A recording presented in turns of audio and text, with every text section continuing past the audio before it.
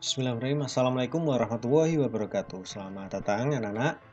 Kali ini kita akan membahas tentang tema 7, subtema 1, pembelajaran 2 ya. Oke, ayo mengamati ya. Dayu Sitilani membaca buku tentang pengolahan ikan bandeng ya. Ikan bandeng. Ikan bandeng ini pasti bisa diolah di presto ya. Mereka tertarik untuk melihat cara pengolahan ikan bandeng. Esok harinya, Dayu, Sitil, dan Lani mengunjungi tempat pengolahan ikan bandeng. Mereka berkunjung ke rumah Pak Sarip. Pak Sarip memiliki kolam ikan bandeng. Oh, Pak Sarip juga mengolah ikan bandeng agar lebih awet. Pak Sarip membuat ikan bandeng presto. Ya. Dayu dan teman-teman ingin melihat proses pengolahannya. Oh, ternyata ini Pak Sarip. Ini bukan laut ya, ini tambak bandeng ternyata ya, tambak bandeng dan ini pengolahan ikan bandeng ya. Ini alat untuk presto. Oke, bacalah teks tentang bandeng presto berikut. Bandeng presto adalah ikan bandeng yang dimasak dengan menggunakan panci presto ya. Panci presto khusus ya, bukan panci biasa. Panci presto menghasilkan uap air bertekanan tinggi. Bertekanan tinggi ya, sangat panas. Hal itu akan membuat daging ikan menjadi lunak ya. Kenapa di presto kira-kira bandeng? Karena mungkin durinya sangat banyak ya. Kalau kalian pernah makan bandeng itu kan pasti capek memisahkan duri dari dagingnya kalau makan. Mungkin itu alasannya dibuat bandeng presto biar lebih mudah makannya. Tidak hanya dagingnya, duri ikan pun akan melunak ya, sehingga bisa kita makan. Bandeng presto ini dibumbui dengan bawang putih, kunyit, dan garam ya. Ikan yang sudah dikunyit itu, kunyit itu kunir ya. Kalau di bahasa Jawa ya kunir, kunyit. Ikan yang sudah diberi bumbu kemudian dibungkus daun pisang. Setelah itu ikan dimasukkan ke dalam panci presto yang dapat dikunci rapat. Kenapa dikunci rapat? Supaya uapnya tidak keluar ya, sehingga panas di dalam itu panas sekali ya, sehingga durinya bisa lunak. Lalu ikan akan matang secara merata. Setelah matang, bandeng presto dapat dikemas. Cara mengemas bandeng presto akan menentukan daya tahan ikan. Nah, ini ya penting ya. Cara mengemas, cara mengemas itu menentukan daya tahan ikan. Jika dibungkus plastik biasa, nah ikan bertahan 5 hari ya. Namun jika dibungkus menggunakan plastik tahan udara, kedap udara ya, ikan akan bertahan hingga 3 bulan. Nah, seperti itu. Kumpulan kalimat yang diberi warna berbeda disebut paragraf. Ada berapa buah paragraf pada teks bandeng presto? Paragraf itu apa toh? Paragraf itu kumpulan dari kalimat-kalimat ya. Jadi ada satu kalimat berhenti. Satu kalimat lagi berhenti. Satu kalimat lagi titik. Satu kalimat lagi berhenti. Biasanya ada 4 kalimat. Nah, ini namanya paragraf. Paragraf 1 misalnya. Biasanya dilanjut ya, ciri-cirinya dilanjut di bawahnya. Nah, paragraf baru ya, tidak melanjutkan ini, tidak ini walaupun ini kosong ya. Nah, tidak melanjutkan yang ini. Dia melanjutkan yang bawah. Nah, titik juga 4 kalimat biasanya. Nah, kita lihat ini ya. Nah, warnanya beda kan? Ada warna hijau, merah, dan biru. Warna hijau ini namanya paragraf 1. Ya. Lihat ada berapa kalimat? Titik 1, 1 kalimat, 2 kalimat, 3 kalimat, 4 kalimat. Nah, 4 kalimat ya. Biasanya satu paragraf itu 4 kalimat ya. Nah, paragraf berikutnya dia ke bawah, tidak melanjutkan ke sini ya.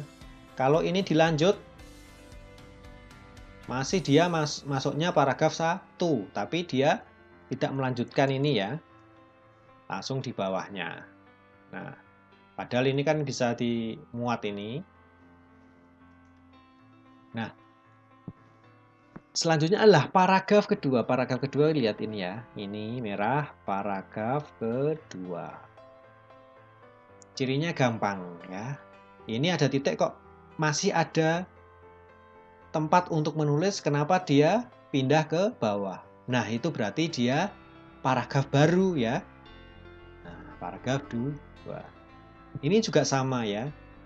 Ini setelah titik ini bisa ditulis padahal ya, muat untuk menulis. Kenapa dia nulisnya di bawah? Oh, ternyata dia membuat paragraf baru. Paragraf 3. Ya, seperti itu ya. Oke, paragraf sudah paham. Informasi 1, 2. Gampang ya, informasi dimasak menggunakan apa? Kalau ini gampang ya. Benang presto dimasak menggunakan panci presto. Sudah ada. Panci presto akan membuat daging menjadi lunak. Gampang ya. Tes banding presto menceritakan tentang banding presto ya, dengan menggunakan beberapa teknologi ya. Tadi seingat kita ada teknologi panci ya, panci presto, kemudian teknologi kemasan ya, dengan kemasan plastik kedap udara, tahan udara seperti itu. Nah, oke. Renang ya. Di sini siapa yang pernah berenang? Di kolam renang ya. Kalau di kolam renang harap hati-hati, pilih kolam renang yang untuk anak-anak ya. Jangan yang untuk dewasa ya, karena bisa menyebabkan kalian tenggelam. Ya, dan juga harus dalam pengawasan orang tua ya. Seperti itu. Selain kolam ikan, Pak Sarip juga memiliki kolam renang. Pak Sarip mengajak Siti Dayulani menuju kolam renang. Wah, ini Pak Sarip juragan Bandeng ini karena dia rumahnya punya kolam renang ya. Pak Sarip mempersilahkan mereka bermain di kolam renang. Di kolam renang banyak anak sedang bermain air. Ada yang duduk-duduk di tepi kolam, ada yang sedang belajar meluncur, ada pula yang mahir berenang. Seorang penjaga mengamati di tepi kolam.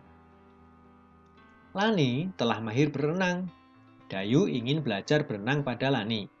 Mereka berdua turun ke kolam dangkal. Siti mengamati dari pinggir kolam. Gerak pertama yang harus dikuasai saat berenang adalah mengambang. Mengambang merupakan gerak dasar kegiatan berenang. Mengambang biar tidak tenggelam ya. Gerak dasar mengambang. Ya. Alat bantunya pelampung ya. Ada ban lengan, rompi renang, papan luncur ya, ban renang. Ini ya. Bisa kalian praktekkan kalau pas sedang di kolam renang. Ini apa ini?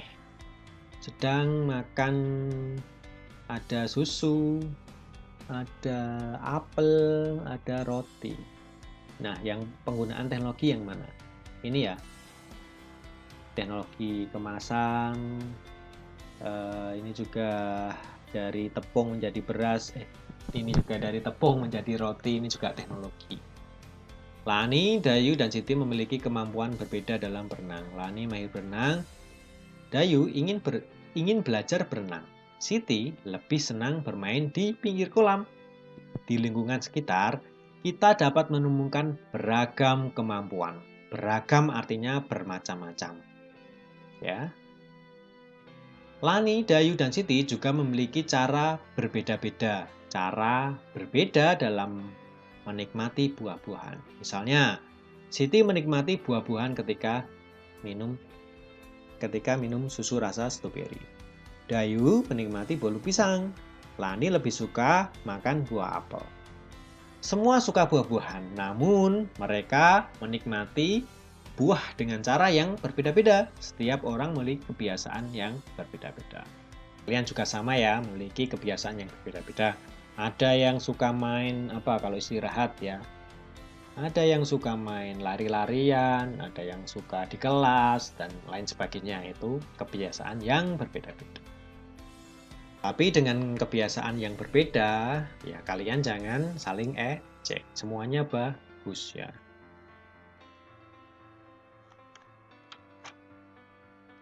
Nah, Kebiasaan yang berbeda-beda merupakan bagian dari keberagaman. Keberagaman itu beragam macam-macam ya.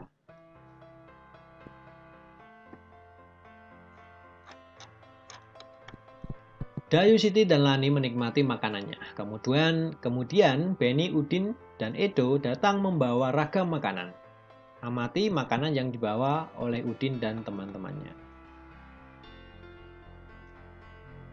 Ya, amati ya. Ini ada ayam goreng. Ayam goreng tentu menggunakan teknologi pangan. Ada sosis, ini juga melalui teknologi pangan. Ada apa nih? Apel.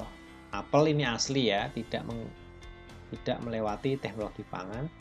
Ini daging dalam kaleng, kornet ya, kornet. Ada juga sardin kalau ikan ya. Ini roti, ini juga susu dalam kemasan ya. Ini juga memakai teknologi pangan kecuali ini ya. Kecuali ini. Setiap orang memiliki kebiasaan yang berbeda atau sama ya.